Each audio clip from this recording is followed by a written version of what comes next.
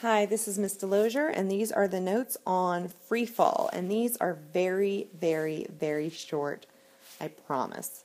So, what is Freefall? When I say Freefall, you're probably thinking about like falling out of a plane, like skydiving or bungee jumping, and that's pretty much what I mean, except we're not going to talk about either the bungee cord or the parachute today.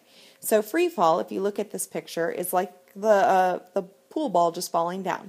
So on Earth, all objects fall at a constant rate of acceleration, and that rate of acceleration is 9.8 meters per second squared. And that means that every second, the velocity of the object increases 9.8 meters per second.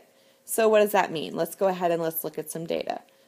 So if I'm at second 0, time in seconds and velocity in meters per second, if I'm at time 0, then my velocity is 0.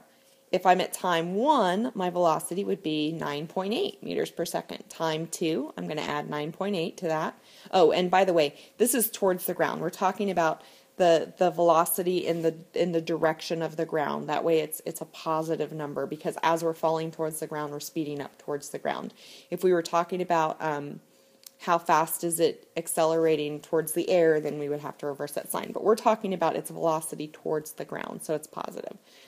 So if we're talking about 2, then it would be 9.8 plus 9.8, which would be 19.6. 3, we would add another 9.8, so 29.4. 4, 39.2.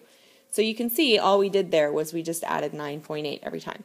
So let's say I've got a guy, and I'm going to go ahead and throw a ball up in the air.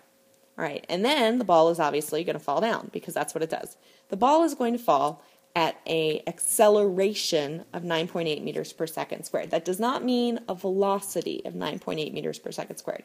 That means it's going to go up into the air. At the very top, it's going to stop, because, it's not going to be going up anymore. And then it's going to start falling. In the first second, it will fall 9.8 meters per second. In the second, it's going to speed up.